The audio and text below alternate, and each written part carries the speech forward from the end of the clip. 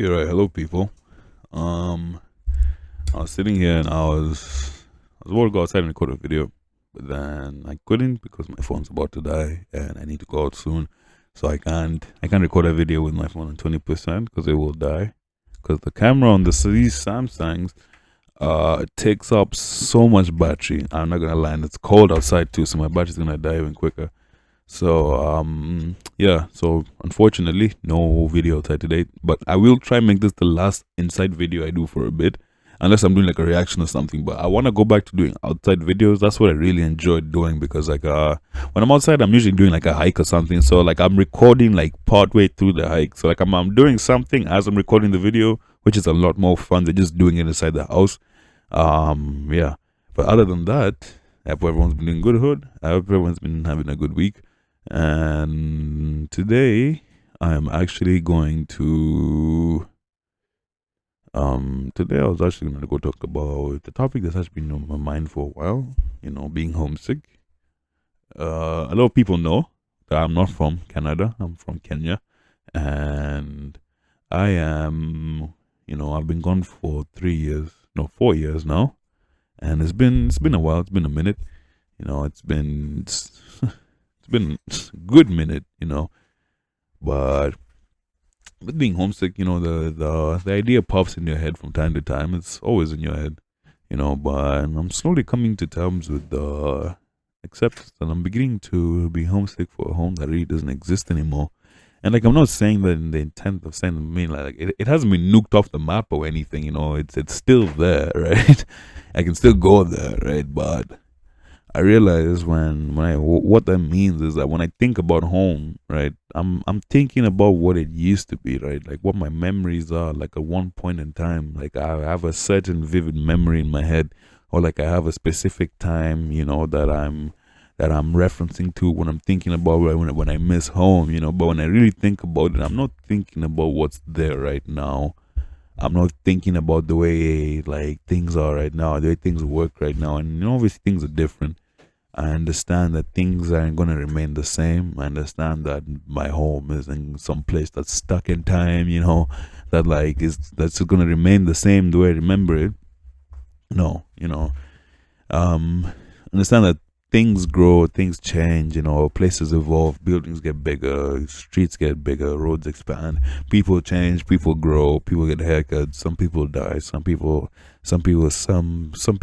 just change, and but it's just there's just some memories, it's just some things about home that make it different from anywhere else. Like in Kenya, like some places where if the traffic light would be down, or like there is no traffic light but they need traffic management, there'd be an officer there in like 30-degree weather, just standing there telling the traffic to stop and go. And if you disobeyed him, he would come deal with you at some point, right? He would come deal with you eventually, like, and the traffic would manage itself when he's dealing with you, but like he'd come deal with you. And if you've ever seen someone in the government abuse power, trust me, you haven't met these guys, because oh man. But yeah, and it's like even just like the food. I haven't had Kenyan food in years, man. Like years, years, years. I think I've had like ugali once, and that was like back in 2021. And I've had chapati like twice, but that was like a couple years ago. Uh, um, it's just it's not the same. Like even things like I haven't played football. Like football, like is soccer. Like some of you call it soccer, but football isn't as big as it is. Like in Kenya, it's huge. Right? Everywhere else is huge, but here in Canada, like it's not really as big as I'd hope it would be. Like finding people to play basketball with, easy. Hockey, easy. American football, easy. Finding someone to go ahead and play, what do you call it, like soccer or football with, it's pretty hard, and most people only play futsal. Like finding 22 people to play a full game with subs on top of that would be hard. Like you'd probably have to go sign up for the city team, but I'm not really, no, I'm not really that dedicated to it. I just want to do it on the weekends only, you know because, and like, yeah, something, I haven't played football in years, man. Years. And Canada is just different. Like, also in Kenya, so when you're going in between major towns, right? Like I don't like. I'm not saying I want to bring like that culture here, right, or anything like that. No, like Canada is fine the way it is. It's just that like I just think things I haven't seen in years that I miss. Like also like a hawker. Like most like some people might not know what a hawker is, but a hawker it's like basically someone who it's basically someone who would like so in Kenya you have when you're going between major towns you have these little towns, right, and they have just like the roads going through them. So then they have speed bumps at the beginning and the ends and like in between to make sure you slow down, right, so that people aren't speeding through them. So then what these people do that live in these towns, how they make their money is that they'd go ahead and as people are slowing down, they'd have their baskets out selling out whatever they made, like whatever they grew on their farm, or like chips they made or something, or crisps, or whatever food they've like fried up, and then like along the way, like snack sized ones for like 5 Kenya shillings. That's like what 0.05 cents or 0.005 cents or something. It's cheap, but it's delicious though. It's delicious though. Um, it's like things like I haven't seen like something like that in like a long time. Canada is just different, right? It's like the most you'd ever see on like a road trip is like a deer on the side of the road or something. Um, it's like and like even like with those guys, what they do is that if you stop to buy from one, they would all swarm you. They'd all flock you, all trying to sell something. Like even like getting out would be a problem. But yeah, I mean, pretty homesick. I'm not gonna lie. Like it's something that looms in my mind. And right now, I'm just kind of coming to terms with the fact that the home that I miss just doesn't really exist anymore. And I mean, I keep saying it. But I mean, the more I say, the easier it gets to think about. You know. But I just want to say to anyone else who feels the same way, being homesick is okay. It happens to everyone. It's okay to miss your mommy. It's okay to miss your dad. I'd like an adult age. There's no shame in that. At least I don't see any shame in it. You know, being homesick is okay. But I also have this thought in my head that like I'm an adult now and like I need to build a home for myself.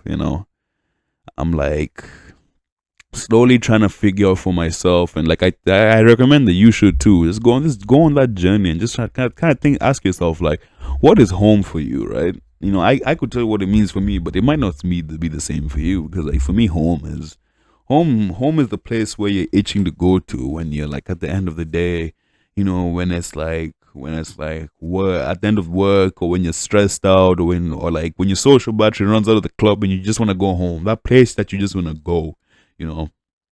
It's like some people would say, like some people would like I've been on road trips with people, and like they're just itching to get back to their dog, or they're just itching to get back to their turtle, or itching to get back to their bed. That I think that for me, what define what home is, like that one thing that you're just itching to get back to, right? Even it could even be a bong, as long as you're using it healthily, right?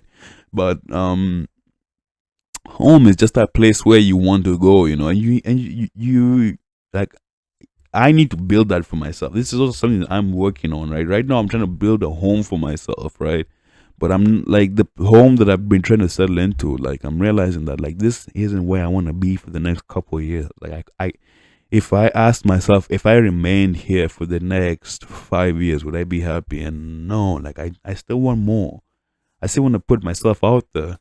I remember there was an episode of no, it wasn't an episode. It was in that movie. Tomato told Lightning McQueen when they were eating wasabi when they were spies. And when they went to Japan, Tomato told Lightning McQueen, "You don't know what you like until you ate, until you've tasted it." Then he eats just like a spoon, like a fucking like a mouthful of wasabi.